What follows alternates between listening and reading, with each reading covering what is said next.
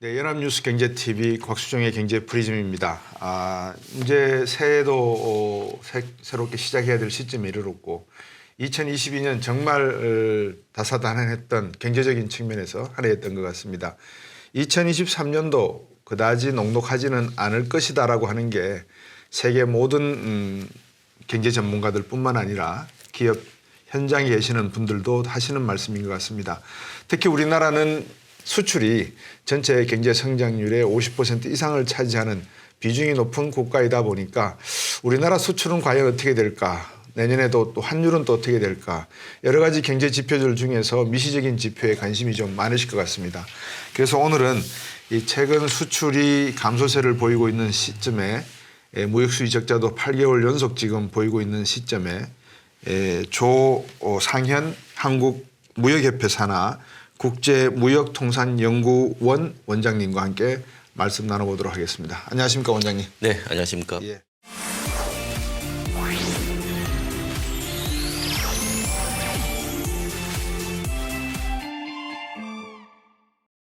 바쁘셨죠 2022년에도. 네, 연초부터 여러 가지 대내외 돌발 변수가 발생하면서 예. 그에 대응한 현안 보고서라든지 예. 대책 관련 어떤 정책 제언 등등으로 예. 바쁜 한 해를 보냈습니다. 그 원장님 되시고 난 다음에 우리 조상현 원장님께서 일복이 많으신 것 같아요. 이렇게 참 어려울 때 또 어떻게 보면 그런 지혜와 지식이 있으신 분이 원장을 맡으셨으니까 충분히 이 국민들과 우리나라 경제에 도움이 되실 만한 그런 능력이 있으시지 않을까 싶습니다. 감사합니다. 어떻습니까? 뭐 대충 한번 짚어봐서 우리의 통상 환경이라 그럴까요? 무역이나 통상 환경이 현장에서 이렇게 보셨을 때 좀 어떤 모습입니까? 올 들어서 윤석열 새 정부에서도 경제 쪽에서 많이 강조한 것처럼 네. 글로벌 복합 위기라는 말이 예. 국민들에게 많이 전달된 한 해였습니다. 예. 코로나 팬데믹이 3년째 계속되고 있는 상황에서 올 2월 러시아 우크라이나 사태가 촉발되고 그렇죠. 미국이 그동안의 양적 완화 정책을 선회하면서 네. 금리 인상의 고삐를 당기면서 이러한 큰 세 가지 축이 네. 한국 경제와 무역 그리고 통상 환경 전반에 있어서 조금 부정적인 영향을 미친 한 해가 되었기 때문에 네. 실물 경제의 주체인 어떤 기업들 입장에서는 특히 우리 같은 경우에는 대외 의존도가 높고 기업들이 수출을 통해서 매출에 차지하는 비중이 그렇죠. 높기 때문에 네. 이러한 대외적인 어떤 변수가 중첩되면서 기업들이 현장에서는 많이 힘든 그런 한 해로 기록될 것 같습니다.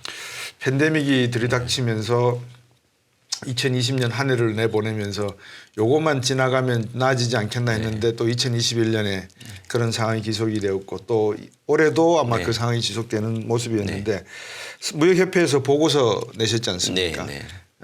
많은 분들이 관심이 이제 수출 쪽인데 한번 산업별로 전반적으로 제가 관심 있는 거는 개인적으로 요새 삼성전자 주식이 별로 신통치 않다 보니까 맞습니다. 지난번에도 그 반도체 전문가 한 분을 모셨었거든요. 요즘 어떻습니까? 산업별로 이렇게 놓고 보면 어느 쪽이 뭐 보통 경제 이렇게 보고서에 먹구름, 뭐 햇볕 이렇게 표현하지 않습니까? 어떻게 보시고 계십니까? 우리 전체적으로 무역 구조를 볼 때 뭐 다들 아시다시피 국가적으로는 중국에 대한 수출입 의존도가 높고 산업별로 봤을 때는 반도체에 대한 의존도가 높습니다. 우리나라 뭐 주식 시장에서도 삼성전자가 전체 시가총액에서 차지하는 비중이 상당히 높듯이 전체 수출에서도 반도체가 차지하는 비중이 20% 정도를 기록하고 있습니다. 그런데 이제 반도체라는 게 어차피 세계 전반의 어떤 경기 사이클에 연동돼서 그렇죠. 뭐 D램 가격이 상승 하락을 거듭하고 있기 때문에 팬데믹 이후에 웅크러졌던 소비가 지난해 같은 경우에 폭발적으로 증가하면서 반도체 경기가 호황을 맞이했는데 올 상반기 이후에 IT 분야의 어떤 수요가 좀 침체되고 그리고 더더구나 미국의 금리 인상 가속화로 전 세계적인 소비 위축이 좀 겹치면서 올 하반기부터 반도체 시장의 어떤 경기가 급냉하는 그런 현상을 보이고 있습니다. 네.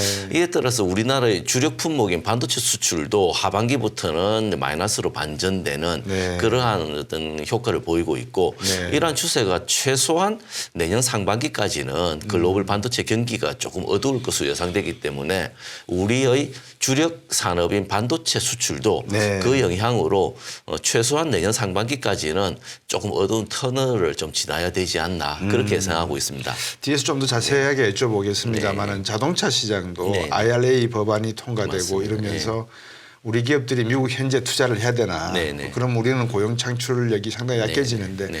이런 고민도 있는 것 같습니다. 현대기아차는 반도체에 비해서 나름대로 선전도 하고 있는 것 같이 보이는데 역시 자동차 산업도 조금 수출 비중이 한 10%대 후반대다 보니까 중요할 것 같습니다. 어떻게 보고 계십니까? 자동차 같은 경우에는 반도체와 함께 우리 수출을 이끌어 나가는 쌍두마차 역할을 하고 있는데 그렇죠. 그동안에는 어떤 기술력 제고 그에 따라서 수출 단가가 높아지면서 상당히 수출 증가세를 지속하는 대표적인 수출 측면에서 보면 효자 산업이다라고 말씀드릴 수 있습니다.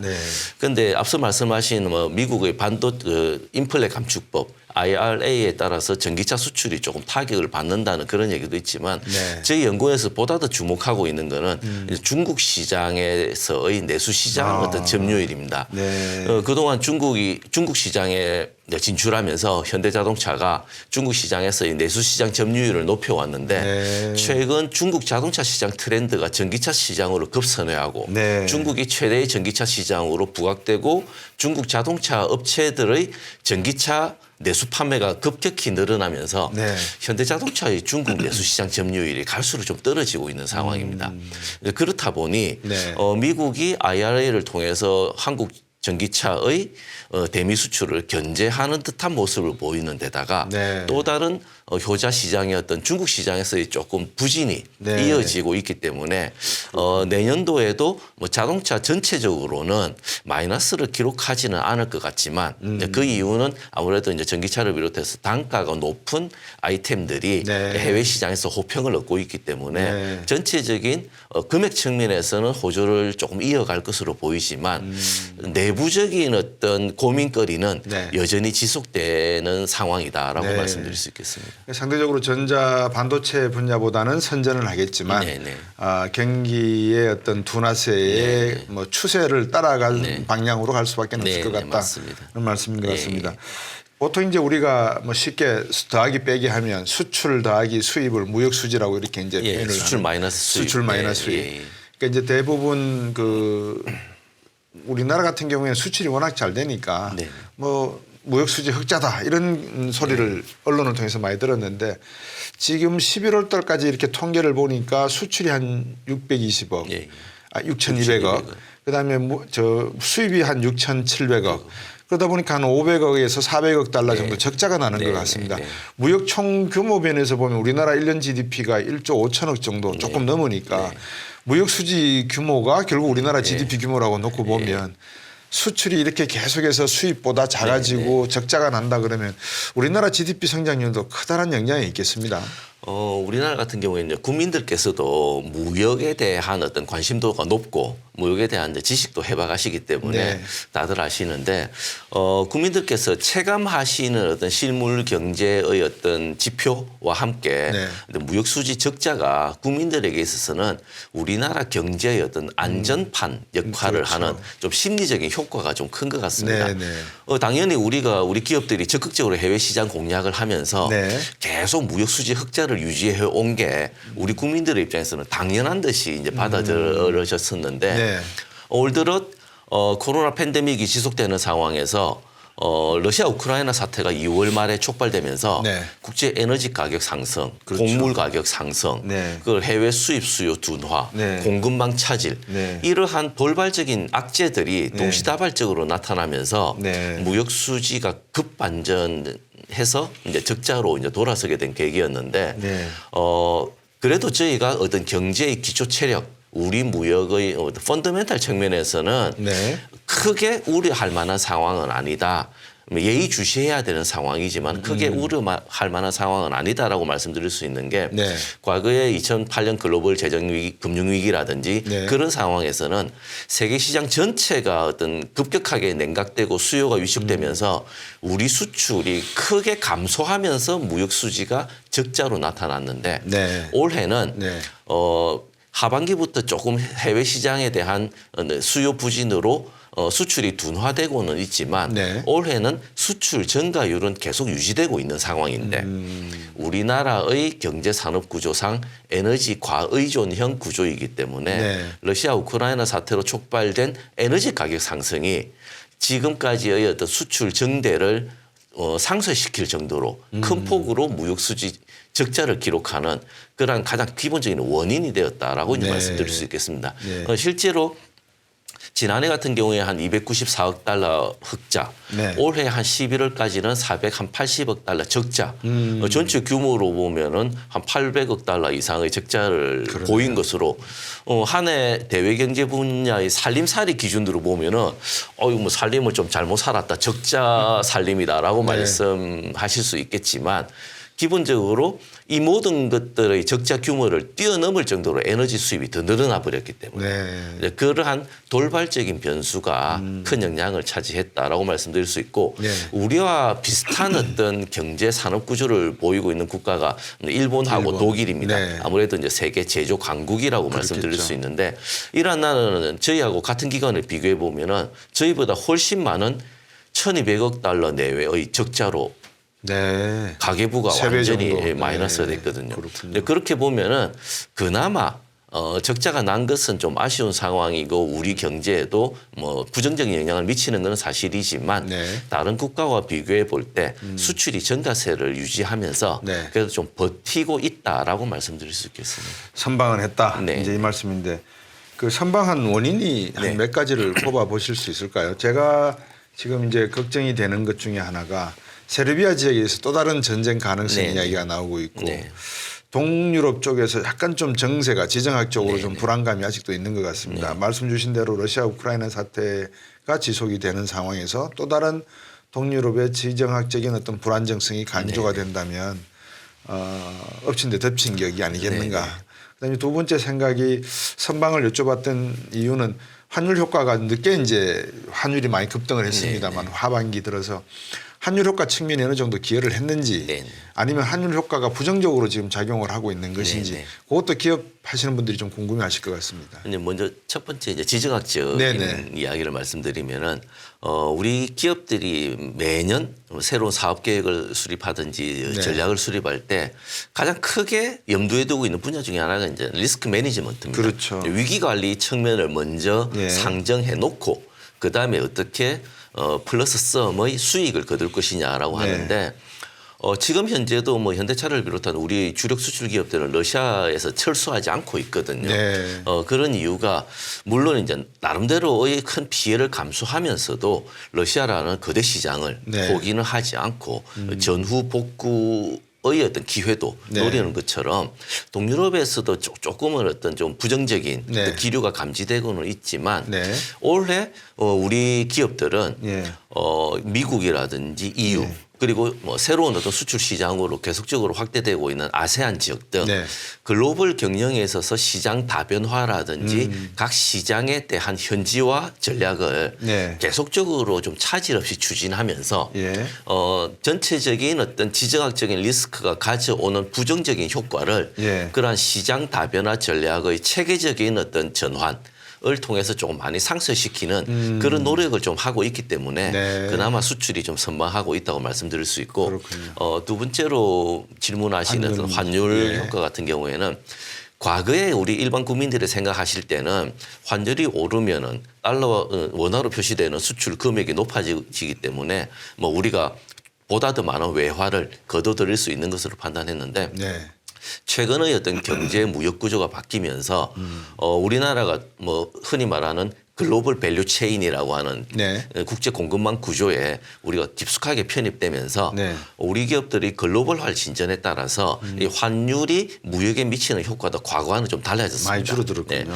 특히 우리 같은 경우에는 필수 원자재라든지 화석 연료 네. 등등을 해외로부터 수입할 수밖에 없는 그렇죠. 이제 원료 부분에 특히 중간재 부분까지도 네. 수입 비중이 갈수록 좀 높아지고 있기 때문에 네. 환율이 올라가더라도 중간재 수입에 지출하는 비용이 도리어 높아지고 있기 때문에 그만큼의 원가 상승분을 수출 가격에 그대로 전가시킬 수 없는 구조이기 때문에 네. 일정 기간 동안은 환율 상승 효과가 나타나지 않는 도리어 부정적인 효과가 뭐 부각되는 네. 그렇게 되고 있고 근데 그런 효과가 조금 이제 시차를 두고 뭐 8개월에서 10개월 정도의 시차를 두고 뭐 그러면 그때는 좀 수출에 본격적으로 반영되지 않느냐 해도 어차피 무역 거래라는 게 기업들 간의 B2B 거래고 거래 상대방과의 어떤 협상력 등등이 있기 때문에 네. 또 글로벌 시장에서 다른 국가의 경쟁 기업과 치열하게 경쟁하는 상황에서 예. 올해 우리나라 원화만 또 약세를 보인 게 아니라 그렇죠. 엔화나 위안화나 유로화나 다 동시 약세를 보였기 때문에 네. 지금 현재까지 말씀드릴 수 있는 것은 환율 상승의 효과가 정의 효과보다는 부의 효과가 아직까지는 조금 더 크게 나타나고 있다. 그렇게 네. 말씀드릴 수 있겠습니다. 결국은 이제 그 러시아 우크라이나 사태 또 이런 전반적인 말씀 짚어주신 그 현장에서의 그 외부 환경들 네. 우리가 결코 리스크 매니지먼트는 결국 우리가 할 수 있는 부분과 없는 네. 부분을 나눠야 되는데 외생 변수적인 위험 요인들이 지금 다 이렇게 온몸으로 닥쳐오다 보니까 이게 언제쯤이면 좀 안정화가 될까? 팬데믹은 중국을 제외하고 많은 국가들이 풍토병으로 이제 발표를 할 준비를 하고 있는 듯한데. 풍토병 팬데믹이 지나고 나면 결국은 이제 러시아 우크라이나밖에 안 남거든요. 네네. 언제쯤 진정이 될까요? 뭐 예측하기는 힘듭니다만 어떻게 보십니까? 팬데믹 같은 경우에는 지금 현재 뭐 언론 지상에서도 내년 한 1월쯤 되면 중국이 좀 뭐 해제를 한다, 규제를 푼다는 네. 뭐 얘기가 나오고 있는데 중국 관련 어떤 변동성도 저희가 이 시점에서는 다시 한번 봐야 될 것 같습니다. 그동안에 코로나 팬데믹과 관련된 중국 리스크는 중국이 제로 코로나 정책을 강하게 펴면서 네. 공장이 폐쇄되고 공급망이 차질을 빚고 등등으로 그렇죠. 인해서 우리의 수출이 모두가 좀 차질을 빚었기 때문에 네. 조금 우려가 되는 상황이었는데 네. 자 그러면 중국이 제로 코로나 정책을 폐기하고 정상적인 어떤 환경으로 돌아간다고 했을 때 또 최근에 나오고 있는 부작용 중에 하나가 지역별로 급증하는 뭐 코로나 감염자 수라든지 그렇죠. 네. 사망자 수 등등이 나오고 있기 때문에 네. 이러한 것들이 중국 정부가 당초 예상하고 있는 5% 내외의 성장을 이어가는 데 있어서 하나의 부정적인 영향을 미칠 수 있는 가능성이 내년 상반기에는 여전히 있다고 생각합니다. 네. 확진자가 급증하고 그렇죠. 생산 분야 또는 소비 분야의 어떤 차질이 이어질 경우에 네. 중국의 경제 성장률이 그만큼 높아지지 않을 경우에는 수입 수요가 그만큼 감소하면서 한국의 대중국 수출도 그만큼 그렇겠죠. 크게 늘어나지 않은 효과가 있기 때문에 네. 내년 상반기까지는 제로 코로나 정책의 폐기가 네. 중국 경제의 정상화로 단언하기는 좀 힘들다라고 이제 말씀드릴 수 있고 네. 러시아 우크라이나 사태 같은 경우에 내년 한 해의 한국 무역을 좌우하는 커다란 변수 중에 첫 번째 변수다라고 저는 이제 말씀드릴 수 있는 게 네. 지금 현재 계속적으로 장기전 국면으로 지속되고 있는데 네. 이게 만약에 이제 정상적으로 좀 종료가 된다면 국제 에너지 시장이라든지 곡물 시장 네. 그리고 전반적인 어떤 세계 경제의 어떤 수입 수요 심리적인 측면까지 포함해서 수입 수요가 좀 많이 살아나는 효과가 있을 것으로 되기 때문에 네. 우리 수출에도 크게 기여할 것으로 보고 추가적인 변수라면은 미국의 금리 인상 기조가 언제까지 지속될 것이냐. 네. 올 연말 들어서 이제 그동안의 빅스텝, 자이언트 스텝을 좀 넘어서서 네. 조금은 속도 조절을 하면서 금리 인상의 폭을 낮출 것으로 내년도에는 기대하지만 아직까지 금리 인상 기조가 종결되었다라는 시그널은 나오지 않고 있기 때문에 그렇죠. 이 부분에 대한 어떤 모니터링도 좀 계속적으로 해 나가야 되는 상황이라고 봅니다. 네. 그렇다고 보면 이제 우리가 좀 더 이렇게 이제 낙관적인 측면, 리스크 관리 측면에서도 낙관적인 부분은 반드시 또 짚어봐야 되거든요. 네. 그 중에서 이제 몇 가지가 있는데 제가 여쭤보고 싶은 게 우리나라의 이 수출 구조가 네. 과거에 이제 미국 중심, 60년대, 70년대 미국 중심의 수출 구조에서 다변화가 됐다는 말씀을 주셨지 않습니까? 네. 이제 중국이 20%대로 1위 수준으로 부동의 1위 수준 올라섰고 그다음에 미국, 일본, 유럽 이제 이런 순으로 제가 짜여져 있는 걸로 생각이 되는데 어떻습니까? 인도 태평양 얼마 전에 그 김성한 실장이 네. 인태 전략에 대한 새로운 구상도 내놓고 한 걸로 알고 있는데 그러면 인도 태평양 전략 안에서 앞으로 중국에 대한 입장 그리고 미국이 중국을 바라보는 시각 그 가운데에서 우리가 또 중국을 어떻게 대해야 될지에 대한 그 구조적인 변화의 모습 이런 얼개를 한번 전반적으로 조상현 원장님께서 한번 짚어주시죠. 예, 제가 국제무역통상연구원장을 맡고 있으면서 예. 동시에 이제 통상지원센터장, 예. 글로벌 공급망 분석센터장을 겸임하고 있는 게 네. 과거와 달리 제가 좀 더 큰 어떤 배경부터 먼저 좀 말씀드리자면은 과거에는 어떤 실물 경제 부분의 어떤 무역 활동, 수출입이라는 얘기와 통상이라는 얘기 그리고 공급망이라는 얘기가 각각 유사한 영역이지만은 약간은 좀 별개의 영역으로 인식되고 그렇죠. 뭐 회사 조직에서의 업무 분장도 좀 다르게 됐는데 최근 들어서 뚜렷하게 나타나고 있는 특징이 무역과 통상 공급망이라는 키워드가 메비우스의 띠처럼 상호 밀접하게 연관되어 있는 양상을 보이고 있기 때문에 한 기업이나 국가의 측면에서 어떤 경영 전략이나 대외 경제 정책을 펴는 데 있어서 이 세 가지 측면을 동시에 감안해서 바라보지 않으면은 좀 합리적인 의사결정을 할 수 없다라고 이제 말씀드립니다.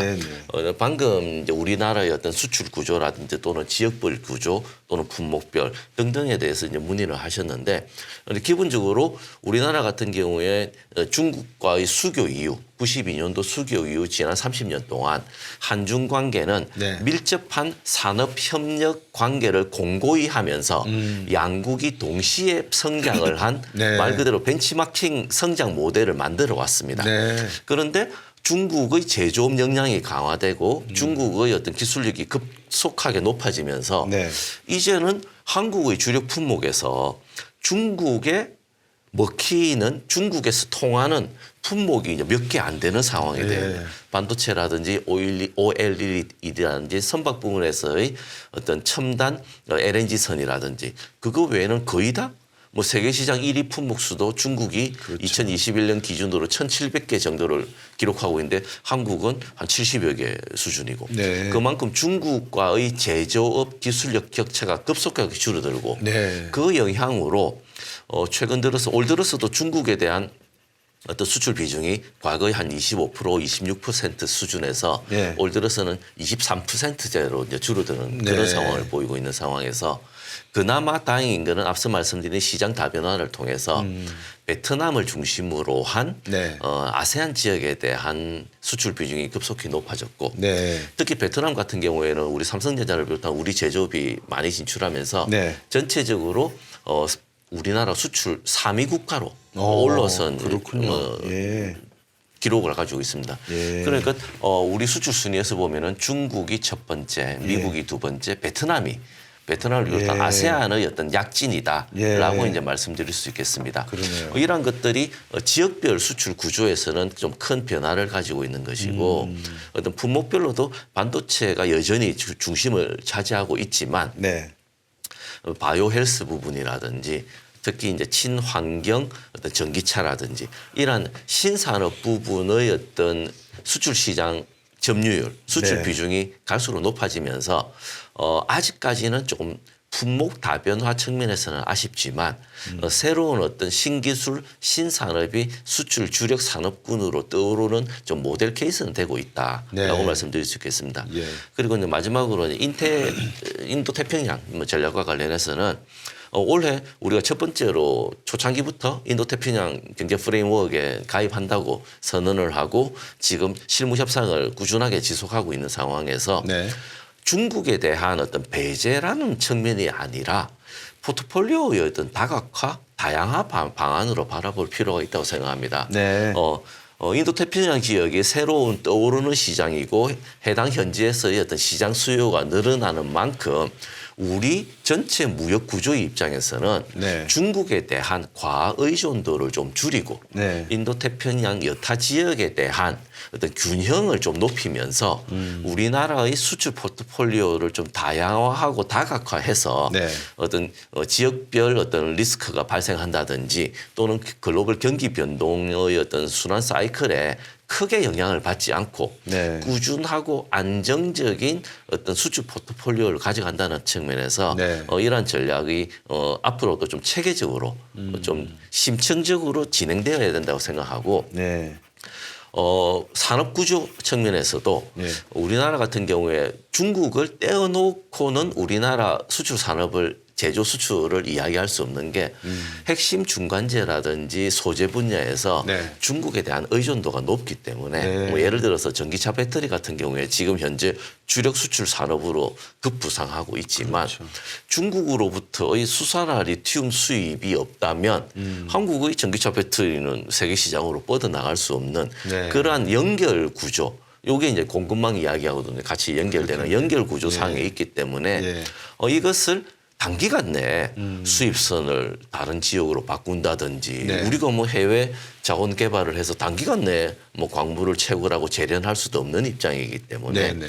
이런 모든 것들이 통상이라는 측면과 공급망이라는 측면이 어떤 무역 구조, 수출 산업 구조와도 같이 연결되어 있기 때문에 네. 이러한 것들을 적절하게 조절하면서 리스크 관리를 하면서 포트폴리오를 계속 다변화하고 좀 더 건강한 포트폴리오를 꾸려나가는 이러한 조금 종합적이고 체계적인 어떤 전략이 구사되어야 되지 않나 그렇게 생각합니다. 이 조상희 원장께서 말씀 주시는 가운데 제가 이제 언뜻 생각이 드는 게 방금 말씀 주신 그 전략, 인태 전략과 이 동남아시아 개도국과의 어떤 협력 관계가 사실상 미국 조야에서 나와야 되는 전략적 플랜 같은데 이거를 미국이 꺼내놓지 못하는 모습 오히려 이걸 군사 안보적인 측면만 강조를 하고 경제적인 협력 부분을 강조하지 못하고 있다는 점에서 놓고 보면 미국의 21세기 글로벌 리더 전략이 상당히 지금 잘못돼 가고 있다라는 그런 우려감도 드네요.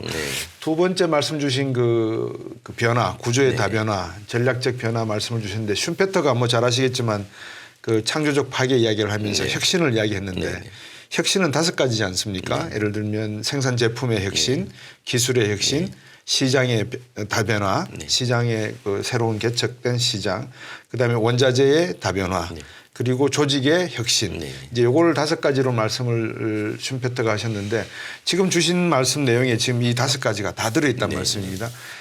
일본의 실패의 경험이라 그럴까요? 일본이 제조 강국으로 갔지만 결국은 시장 다변화 측면에서 노력은 했는데 우리만큼 이렇게 전략적인 생각을 가지고 접근하지를 못하고 원조만 하면은 이 친구들은 언젠가 우리 말을 잘 들을 거야. 이 생각을 했던 것 같아요.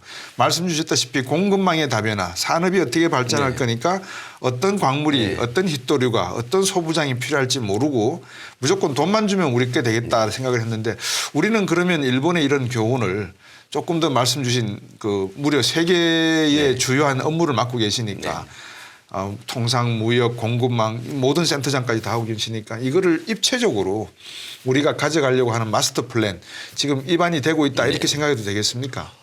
나름대로 정부 내에서 네. 체계적으로 어떤 조직을 꾸려서 체계적으로 지금 밀도 있게 논의를 하고 있다고 생각하고 뭐 저는 민간의 입장이지만 민간의 입장에서 방금 제일 중요한 거 아니겠습니까? 말씀하신 어떤 일본의 어떤 사례 또는 일본의 어떤 사례를 보면서 반면 교사해야 될 부분이 제가 같이 근무하는 연구원들이 연구 보고서를 쓰거나 어떤 전체적인 연구 방향성이라든지 연구 주제를 조금 선정하고 할 때 자주 이제 쓰는 말이 자 우리가 세계 10대 경제 강국이 되었고 올해 기준으로는 세계 6대 수출 강국, 무역 강국 이미 우리는 세계 경제 질서에서 뚜렷하게 지위를 인정받고 있는 어떤 무역 강국인데 대외적인 외부에서의 시각에서 코리아라는 나라를 볼 때 경제적인 측면에서 무역의 측면에서 통상의 측면에서 볼 때 어떤 시각으로 보여질 것인가에 대한 관점의 어떤 전환도 필요하다. 일본의 경우에 방금 이제 사회자님께서 원조라든지 어떤 뭐 그런 것들을 통해서 뭐 동남아 시장에 일찍 진출하고는 했지만 일본이 이코노믹 애니멀이라는 이야기를 들으면서 그렇게 해왔던 그 결과가 네. 지금 현재 일본 경제의 장기 침체라든지 그렇죠. 대외적인 어떤 뭐 국가 이미지라든지 그런 측면에서 부정적인 결과로 도출된 것으로 볼 때 네. 한국이 지향해야 될 방향은 기본적으로 물리적인 어떤 제품과 서비스를 통한 어떤 수출 정대, 무역 수지 흑자, 그를 통해서 우리 외환 보유고 정대, 그런 계량적인 수치만 가지고 보면은 국민들은 좋아하시는데 네. 전 세계 70억 인구와 함께 살아가는 한국의 입장에서는 네. 이러한 경제적인 계량적인 흑자 마인드만 가지고 세계 시민의 일원으로서 살아가는 게 우리나라의 대외 경제 정책의 방향이 맞냐는 거죠. 네. 거기에 대해서는 물론 핵심적인 콘텐츠라든지 엣지를 가지고 네. 부자 국가로 나아가는 방향성은 맞지만 소프트 파워라는 이야기가 나오듯이 네. 기본적으로 국가적인 대외 이미지라든지 외국인들이 보는 어떤 한국에 대한 이미지와 한국 제품 그리고 한국인에 대한 이미지도 중요한 시대이기 때문에 그쵸. 우리가 선진국의 입장에서는 네. 한국과 한국 제품 네. 그리고 한국인에 대한 이미지를 네. 이 세 가지를 동시에 같이 동반 상승 성장시킬 수 있는 네. 그런 어떤 국가 이미지 전략, 국가 브랜드 전략 좀 더 크게 보면은 코리아 뭐 소프트 파워 전략까지도 경제적인 측면에서 같이 좀 봐야 되지 않느냐 이제 그런 생각을 합니다. 네. 예를 들어서 최근에 뭐 K 컨텐츠라든지 네. 또는 한국 음식이라든지 네. 이런 것들도 뭐 한류 열기를 타고 나가고 있는데 경제적인 측면에서 보면은 우리나라의 어떤 문화 콘텐츠 서비스 수지가 흑자를 기록하고 있다. 한류 열기로 네. 우리가 외화를 좀 더 많이 벌어들이고 있다. 네. 이게 경상수지 흑자에도 기여한다. 네. 경제적인 측면에서만 볼 게 아니라 우리나라 국민들이 가진 우리 민족이 가진 고유한 어떤 흥의 문화, 네. 한국인의 흥, 한국인의 그러한 어떤 정서를 전 세계인들과 공유하면서 전 세계의 어떤 흥으로 만들어 나가면서 네. 문화적으로 우리가 기여를 하겠습니다. 네. 라는 측면에서 접근하는 방향성이 좀 더 맞지 않나. 그렇게 해야 어떤 외부의 시류에 흔들리지 않고 과거 제 기억으로 한 3, 40년 전에 홍콩 느와르라고 해서 홍콩 영화가 그렇죠. 아시아권에서 얼마나 인기를 끌고 예. 그저 유명한 뭐 주윤발, 유덕화 유명한 배우들인데 어느 순간 홍콩 영화계가 그죠 뭐 존재도 없이 그렇죠. 그죠 존재감이 사라진 것처럼 돈벌이 흑자 거기에 뭐 집착해서는 지속 가능성이 저는 없다고 생각합니다. 네. 일본의 반면 교사를 봤을 때 네. 제가 주장하고 싶은 거는 뭐 제 개인적인 주장이지만 한국이 나아가야 될 어떤 국가 이미지 전략이라든지 방향성은 한국이라는 나라는 그냥 좋은 제품을 만들어서 수출해서 돈벌이해서 부자 되는 그러한 경제적인 측면만 중시하는 국가가 아니라 네. 전 세계인의 삶의 질을 높이는 데 기여하는 제품과 서비스와 콘텐츠를 만들어서 네. 한국 제품, 한국 서비스, 한국의 콘텐츠가 없으면 동남아시아 국민이 되든 아프리카 중남미 국민이 되든 우리가 하루 24시간 생활하는 데 있어서 네. 한국 제품, 한국 콘텐츠, 한국 서비스가 없으면 우리가 불편하다. 그래서 한국을 중요하게 생각해야 되고 네. 한국을 보호해야 된다. 그런 이미지가 심어져야 일단 한국이 경제적으로 그리고 문화적으로 진정한 강국으로 도약하는 길이 아닌가 저는 개인적으로 그런 생각을 하고 있습니다. 조금 더 미시적으로 한번 제가 국가별로 한번 좁혀볼까 합니다. 네. 앞에서 이 중국과 베트남 말씀을 두 개 주셨는데 인태 전략에서 이제 미국은 인도 쪽으로 좀 관심을 많이 갖는 것 같고 우리도 이제 인도 쪽으로 많이 사실 기업들이 관심을 갖는 듯 보입니다. 근데 주신 말씀에 중국이라고 하는 나라가 우리나라 전체 무역에서 한 20 수출에서 23% 차지를 하고 있고 그다음에 이제 미국, 그다음에 베트남이라고 이렇게 말씀을 주셨는데 자 그러면 우리가 중국에서 지금 반도체도 외딴섬 아일랜드 그냥 이렇게 떨어져 있는 섬처럼 돼 있고 자동차 산업도 과연 저게 10년 내에 우리가 존재할 수 있을까? 중국 시장 안에서 의문점을 갖고 있고 여러 가지 70개밖에 우리가 남지 않았다고 하셨는데 우리가 앞으로 중국과의 어떤 경쟁, 협력 관계에서 어떤 형태로 가야 되는지 한번 중국에 대해서 먼저 한번 말씀을 주시겠습니까? 이제 중국과 관련되는 이슈가 나올 때 좀 양극단이 있는 것 같습니다. 네. 이제 기업 어떤 진출 전략이라든지 기업의 신규 투자, 네. 기존에 투자한 어떤 현지 시설의 어떤 리노베이션 또는 네. 추가 투자 등등을 감안할 때 첫 번째로 의견을 주시는 전문가들의 말씀을 들어보면은 네.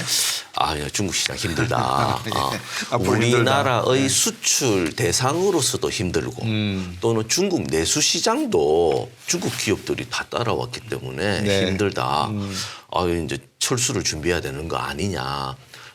양극단의 첫 번째 어떤 전략이 이제 엑시트 차이나라는 이야기가 나오고 있습니다.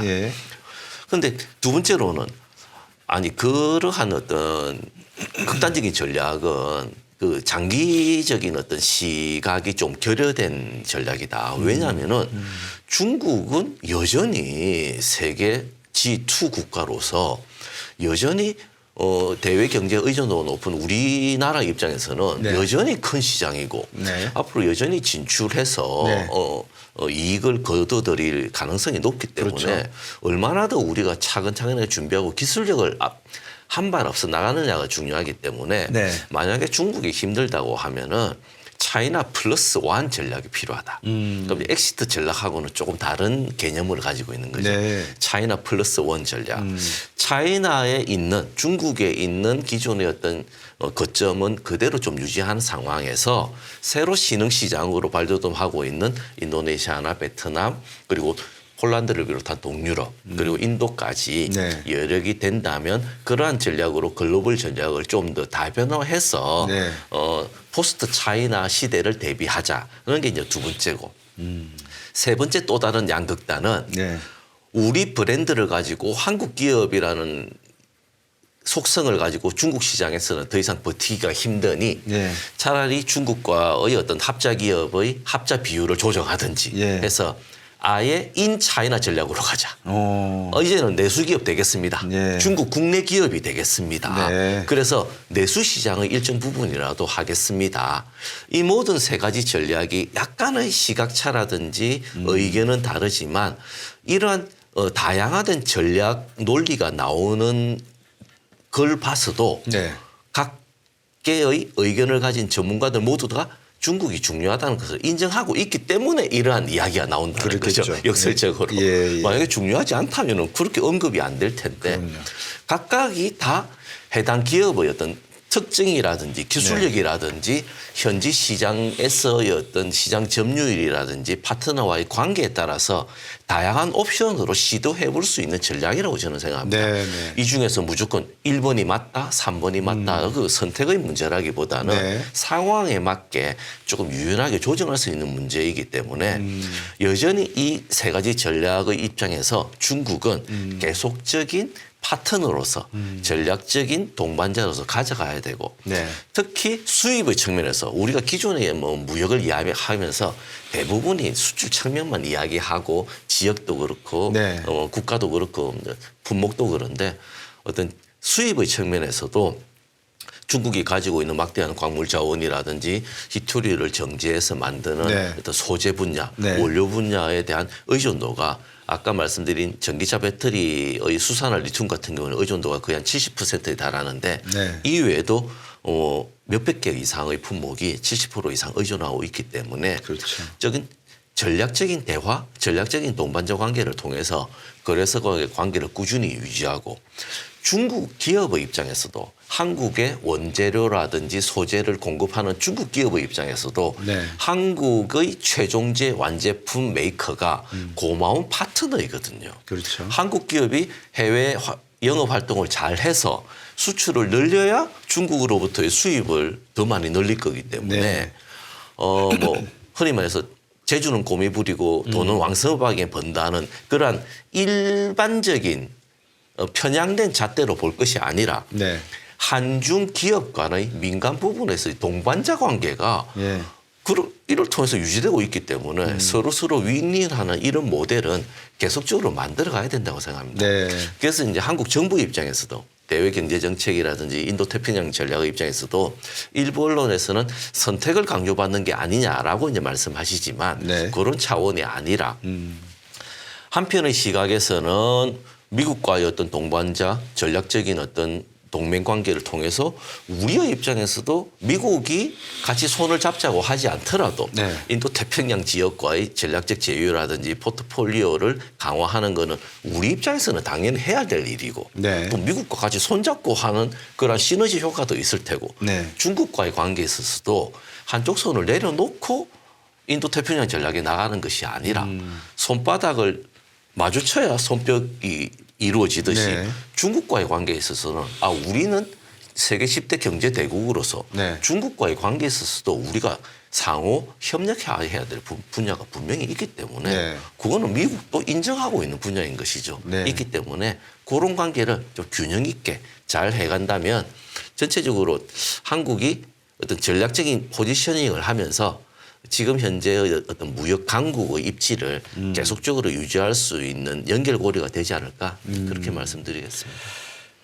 세 가지 전략이 존재한다. 네. 엑싯 전략이 있고 두 번째는 차이나 플러스 원 전략이 있고 세 번째 전략은 인차이나 인차이나 전략, 인베디드 인차이나. 네. 그래서 그냥 아예 중국의 뿌리를 박자. 네. 이제 가장 바람직한 것은 세 번째겠지만 우리가 어느 하나를 선호한다는 것은 네. 어렵다. 네. 제조 우리가 이제 초창기에는 들어갔던 산업들이 이제는 네. 나와야 될 시점이 있으니까 그런 산업들은 나와야 되는 게 맞고 새로운 협력 관계가 이루어져야 되는데 이제 그 모델을 2번으로 할 거냐 1번으로 3번으로 할 거냐 이제 고민도 따라야 되는 말씀 아주 중요한 것 같습니다. 보시기에 지금 베트남 같은 경우에 뭐 축구에 뭐 박항서 감독이 어떤 뭐 잘한다 이런 이야기도 있지만 베트남에 대한 그 국민들의 그 들리는 이야기는 그냥 긍정적인 게 많지는 한데 구체적인 사실은 모르는 것 같아요. 예를 들면 중국도 초창기에 많은 분들이 투자해서 들어가셨다가 결국은 물리고 야밤도주 그러니까 법적인 문제죠. 국제 간의 투자법에 있어서 중국이 가지고 있지 못하는 미비한 내용 때문에 어쩔 수 없이 나와야 되는 상황이었는데 베트남에 대한 관심이 상대적으로 높아지는 반면에 아시는 게 별로 없는 것 같아요. 인도는 상대적으로 뭐 포스리라든지 우리나라 싱크탱크들 많이 또 무역협회에서도 많이 관심을 가지고 그동안 해오셨으니까 베트남에 대한 내용 스타디 이 부분은 지금 어떻게 진행되고 있습니까? 이번 12월 22일입니까? 지난주가 한 베트남 수교 30주년이라서 저희 연구원에서도 이제 12월 초에 한 베트남 수교 30주년의 평가와 뭐 향후 과제라는 키워드로 이제 보고서를 발견했습니다. 주로 이제 그동안의 어떤 교역 분야 그리고 한국의 베트남에 대한 투자 협력 그리고 기업들의 진출 그런 측면에서 다각도로 한 베트남 관계를 봤는데 그동안에 중국과의 관계에서 우리가 상호 긴밀한 협업 관계를 유지하면서 성장해 온 것처럼 베트남과의 관계도 뭐 중국의 모델을 그대로 뒤따라가는 것은 아니지만 그와 유사한 패턴으로 경제 협력이 정부 차원 그리고 민간 차원에서도 급속하게 잘 진행되고 있습니다. 그렇지만 중국의 사례에서도 보듯이 최근 저희가 무역 현장에 있는 업계를 좀 취재를 해보면은 베트남에 이미 투자 진출한 기업들을 많이 이제 만나게 됩니다. 많이 만나게 되면은 최근에 업계에서 나오는 이야기 중에 좀 주 키워드 중에 하나가 조심스럽지만 지금은 베트남 리스크도 조금 있다. 검토하고 매니징 해야 되는 시대가 되지 않았나라는 얘기입니다. 가장 기본적인 특징은 중국과 마찬가지로 사주의 법률 체계를 갖고 있기 때문에 베트남의 현지 어떤 법인 운영이라든지 세금 관련 법안 그리고 특히 노동 관련 법규가 한국과는 많이 다르기 때문에 실제 베트남에 투자해서 이익을 거두고 한다더라도 그러한 어떤 이익 부분의 어떤 과실 송금을 한국으로 보낸다든지 또는 새로운 어떤 인허가를 진행한다든지 기존에 투자한 뭐 공장 규모를 증설하기 위해서 새로운 어떤 인허가를 받아야 될 경우에 초창기 투자 진출해서 들어갔을 때하고 달리 조건이 까다로워지고 문턱이 높아지고 이런 것들이 많기 때문에 이 부분에 대한 고민을 이야기하는 분들이 조금 많은 것 같습니다. 특히 이제 중국 쪽에 계시다가 조금 힘들어서 베트남으로 넘어가신 분들이 많은데 그러시죠. 이제 그런 분들은 좀 엎친 데 덮친 격으로 네. 여기도 녹록치가 않다라는 이제 말씀을 많이 하시는데 네. 기본적으로 글로벌 진출이라든지 또는 현지화 전략을 꾸리는 데 있어서는 제일 기본적인 전제 조건이 우리와는 다르다는 것을 먼저 전제로 하고 그렇죠. 진행을 해야 되고 우리가 예상했던 것보다는 최대 50% 이상 다른 결과가 도출될 수 있다. 인허가 절차의 기간이라든지 공장 설립, 운영에 관련되는 어떤 당초 예상보다는 2배 이상 비용이 들 수도 있고 네. 인력 고용에 문제가 될 수도 있고 인허가 차질을 빚을 수도 있기 때문에 네. 실제 운영하고 나서 수익 부분을 한국으로 뭐 송금을 하기가 좀 힘들다든지 그러한 리스크가 여전히 존재하고 있기 때문에 네. 그동안의 한 베트남 경제 협력 관계가 좋았다고 해서 네. 앞으로 10년, 20년간 그 패턴대로 좋아지지는 않을 거라는 게 지금 현재 현장의 목소리가 있기 때문에 네. 베트남에 대한 투자 진출을 지금 현재 검토하고 있는 기업 또는 현재 나가 있는 시설을 좀 더 확충한다든지 네. 추가적인 투자를 하려는 기업들은 그러한 측면을 좀 더 세밀하게 따져봐야 되지 않나. 그렇지만 그러한 좀 부정적인 측면만 있는 것이 아니라 긍정적인 측면도 있는 게 네. 중국하고 달리 베트남 같은 경우에는 뭐 삼성전자로 대표되는 네. 우리나라의 대표 기업이 진출해서 네. 현지 지역 경제의 어떤 활성화라든지 베트남 경제 성장에 대한 기업. 네. 삼성전자 같은 경우에는 한국의 1, 2위 수출 기업인 동시에 베트남의 첫 번째 수출 기업이기도 하기 그렇죠. 때문에 현지에서의 어떤 경제 성장에 대한 기여, 특히 고용 창출에 대한 기여를 많이 해서 네. 민간의 어떤 민간 기업의 진출을 통해서 현지 경제에 기여한 그 효과가 네. 중국의 사례보다는 그 경제적인 파급 효과가 훨씬 긍정적인 효과가 크게 나타나는 것이 있기 때문에 베트남 정부 입장에서도 네. 한국과의 어떤 설린 우호 관계를 계속 유지해 나갈 그러한 의지가 좀 강하다고 저는 생각합니다. 네. 얼마 전에도 뭐 국가주석이 한국을 방문하셔서 네. 앞으로도 지속적인 뭐 투자 확대를 요청하신 것처럼 네. 그런 분위기가 있기 때문에 중국하고는 조금은 결이 다른 그런 거기 때문에 아직까지는 그러한 민간 부분에서 앞서도 제가 한국의 국가 이미지를 말씀하신 것처럼 네. 기업의 입장에서도 내가 베트남에 진출해서 돈벌이를 하겠다는 그런 마인드도 중요하지만 베트남에 기여하면서 고용 창출도 하면서 그렇죠? 상호 진정한 민간 경제 협력 모델을 만들어 보겠다. 네. 이런 차원으로 전략을 세운다면은 현지에서도 조금 더 나은 어떤 결과를 도출할 수 있지 않을까 그런 생각을 합니다. 네, 그 삼성에 제가 근무를 할 때에 베트남 쪽에서 2000년대 초반으로 제가 기억을 하는데요. WTO에 가입을 하고 이제 이런 일들이 진행이 되니까 상당히 그쪽에 대한 인재도 부족을 하고 국가 운영에 대한 그 프레임에 대한 고민이 많더라고요. 그래서 아마 좀 전체 직원 중에 일부를 좀 베트남에 보내서 우리나라 옛날에 경제개발기획원처럼 그런 하나의 그 조직을 만들어서 베트남을 한번 좀 가르쳐 주면 어떻겠나라는 제안이 왔었거든요. 그런 면에서 보면 베트남이 아주 적극적으로 우리와 어떤 관계를 원하는 것 같다. 또 거기 그렇다 그러면 결국 문화가 같이 흐른다면 그런 관계에서 들리는 다른 어떤 극렬적인 사람들이 하는 그런 국가주의적인 발언에 귀 기울일 게 아니라 민심을 바라본다면 베트남의 삼성전자가 전자만 할 게 아니라 다른 사업도 진행을 해서 삼성 베트남을 하나 만들어도 괜찮을 것 같다는 생각이 드네요.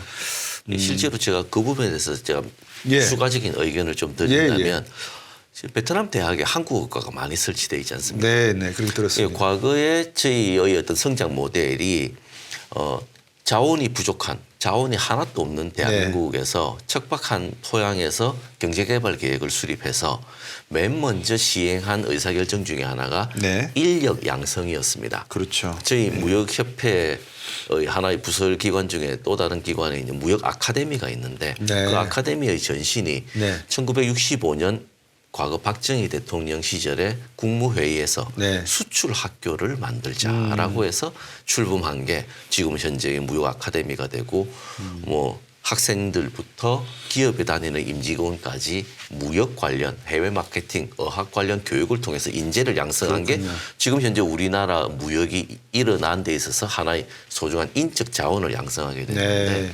앞으로 한국과 베트남과의 민간 경제 협력, 교류 협력을 하는 데 있어서도 현지에 있는 한국어과 학생들이 성적이 좋고 이러면은 삼성전자를 비롯한 한국 기업에 취업을 하고 싶어 할 네. 거고 그런 친구가 취업을 해서 그 베트남 고용 인력이 생산성을 높게 발휘하면은 현지 지주 한국 기업의 성과도 좋아질 거고 그렇죠. 그 친구가 한국어뿐만 아니라 경제나 무역에 대한 지식도 많이 갖추고 한국 기업에 진출해서 네. 베트남에서 우리 기업이 전 세계로 수출하는 데 있어서 그렇죠. 기여하는 전문 인력이 된다면 좋기 때문에 한국과 베트남의 경제 협력, 교류 협력 분야의 네. 또 다른 키워드 하나가 네. 인력 양성, 특히 무역과 해외 마케팅에 특화된 인력 양성 사업을 하나 국가적인 차원에서 하나의 제안을 해서 하나의 모델 케이스로 만들어가는 것도 네. 테스트 베드로 좀 필요하지 않나 그런 생각도 해봅니다. 좋습니다. 방금 말씀드린 주신 내용들을 네. 보면 결국 우리 조상영 원장님께서 갖고 계시는 그 플랜이 네. 상당히 설득력이 있다라고 느껴지는 게 소프트웨어와 하드웨어를 같이 섞어서 네. 이제 스마트웨어적인 하나의 국가 전략을 가져가자 이제 이런 말씀이신 것 같습니다. 우리가 30년 이상 한국무역협회 방금 말씀 주신 걸 보면은 65년도 박정희 대통령 때 수출학교를 만들어서 그게 무역협회의 전신이 되었는지는 모르겠습니다. 예, 무역 아카데미 전신이 됐다고 말씀 주셨는데 결국 우리가 경제를 일으키고 또 성장을 지속하려고 그러면 수출과 이 제조업 경제를 가져가야 되고 여기서 가진 노하우를 이제 다른 국가들과 협력하고 나눠야 되는데 조상영 원장님께서 이렇게 보시기에 어떻습니까? 이제 뭐 앞에서도 우리가 새로운 전략을 크게 그려가야 된다. 인태 전략을 뛰어넘는 말씀을 하셨는데 현 정부에서 2023년 새해에 들어서 우리가 수출과 무역만 너무 짧게 보지 말고 근시안적으로 보지 말고 한 5년, 10년의 큰 그림을 놓고 보면 우리의 제조업 전략 또 수출 전략, 무역 전략은 어떻다, 어떻게 하면 좋겠다는 말씀 철학이라 그럴까요? 평소에 가진 생각을 한번 말씀 주시죠. 최근에 많이 언론에 이야기 나오고 정부에서도 많이 드라이브를 그 정책 중에는 뭐 스마트 팩토리라는 전략입니다. 많은 예산도 투입하고 뭐 제조업의 서비스와 서비스 산업의 어떤 육성, 특히 뭐 최근에 스타트업이 많이 활성화되고 하면서 스타트업과의 어떤 오픈 이노베이션, 기술 융합 등등 이야기가 많이 나왔는데 아직까지 제조 강국이라고 하는 독일이라든지 일본과 비교했을 때 어떤 시대 변화가 급속하게 일어나면서 제조업의 서비스화가 급격히 진행되고 있는데 기존의 우리의 어떤 산업 정책이라든지 무역 정책의 어떤 시각은 상품 무역, 상품 수출, 상품 제조업 기반의 어떤 마인드에 조금 한정되어 있는 게 아닌가. 스마트 팩토리라는 개념도 그냥 단순하게 새로 한번 해체를 하고 나서 재설계, 새로운 세팅을 하자는 차원이 아니라 기존 공장을 좀 더 효율적으로 운영해서 생산성을 올리자는 그 좁은 바운더리에 갇혀 있었기 때문에 조금 큰 틀에서 해체 작업이 일어나지는 않았다. 창조적인 어떤 파괴는 일어나지 않았던 개념이 아닌가 저는 그렇게 생각합니다.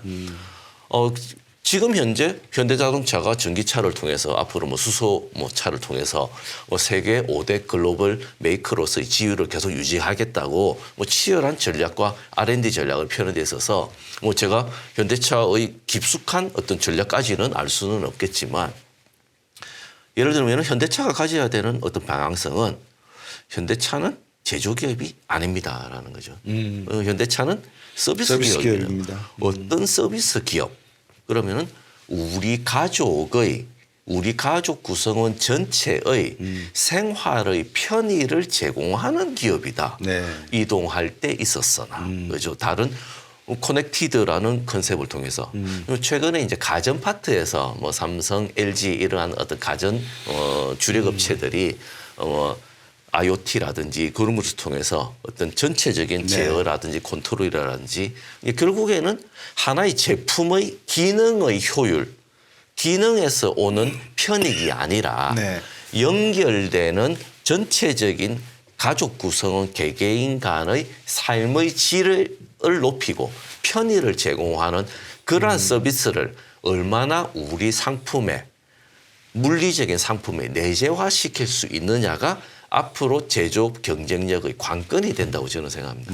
일본, 독일 같은 경우에는 상당히 좀 앞서 나가고 진보적으로 되고 있는데 이제는 제조 서비스를 별개로 분리해서 볼 게 아니라 뭐 서비스 내수 쪽에 지중돼 있으니까 아직까지 더디고 할 것이 아니라 이제 그러한 과정에서 서비스의 내재화를 통한 제조업의 창조적인 변신 그것을 가능하게 하기 위해서 급격하게 창업 열기가 일어나면서 다수의 스타트업들이 아이디어를 내면서 하고 있기 때문에 그러한 아이디어를 가진 스타트업과의 오픈 이노베이션을 좀 더 활성화하고 최근에 국내 금리도 높아지면서 스타트업들이 힘들고 추가 투자를 받기 힘들어서 흔히 말하는 데스밸리에 갇혀 있는 기업들이 속출하고 있는데 그런 기업들에 대한 우선적인 좀 어떤 육성 또는 정책적인 자금 지원 이런 것들이 전체적인 눈에서 맞물려서 좀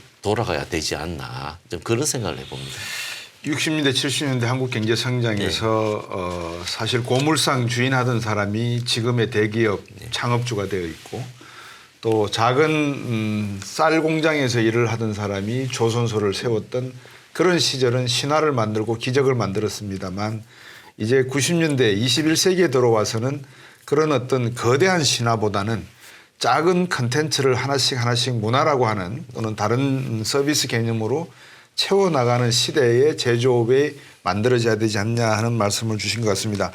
끝으로 간단하게 이 많은 기업 하시는 분들이 이 방송을 들으시면 한국무역협회 또는 국제무역통상연구원에서 무엇을 얻을 수 있고 또 어떻게 자문을 들을 수 있고 하는 이제 앞으로 컨설팅 업무도 많이 하셔야 될 거 아니겠습니까? 결국은 소개를 간단히 끝으로 한번 해 주시죠. 기본적으로 국제무역통상연구원은 민간 분야에서 무역과 통상에 특화된 전문 싱크탱크로서의 역할을 계속해 나가기 위해서 노력하고 있습니다. 특히 한국이 대외 경제에 대한 의존도가 높고 무역의 특화 지수가 높기 때문에 저희 연구원에서는 무역에 대한 심층 연구뿐만 아니라 앞서도 말씀드린 것처럼 무역과 통상, 공급망이 기업의 어떤 의사결정 체계에 있어서 한 묶음으로 의사결정하는 데 있어서 검토해야 될 중요 변수이기 때문에 이러한 세 가지 측면을 동시에 바라보면서 조금 입체적인 현실적인 도움을 드리는 보고서를 출간하고 정보를 제공하기 위해서 계속적으로 노력해 나갈 계획입니다. 시청자 여러분, 사실 21세기에 들어와서 과거 20세기에 미국이 이 글로벌 시대를 열었던 전략과는 다른 차원의 글로벌 전략이 필요하고 사실 미국에서 이런 이야기들이 나오는 것이 바람직하다고 생각을 해왔습니다. 그렇지만 우리나라가 세계 6위의 무역 강국으로서 그 역할을 하지 말라는 법도 없지 않겠습니까? 이제 우리도 한번 어깨를 펴고 비록 세계 경제에서 우리가 문제 해결의 핵심은 키워드는 갖고 있지 못한다 하더라도 작은 동력은 제공할 수 있다라는 자부심을 한번 가지고 우리 조상영 원장께서 말씀 주신 대로 이제는 제조업 시대라기보다도 새로운 컨텐츠를 어떻게 채워나가서 제조업도 서비스가 되고 하는 융복합화 시대에 우리나라 수출 시장 또는 개척과 제조업 시장의 발전을 기대해보는 그런 기회를 삼았으면 합니다. 2023년 신체 여러분들의 가정의 평화와 건강 모두 다 기원드리면서 오늘 여기서 마치겠습니다. 고맙습니다, 원장님. 고맙습니다.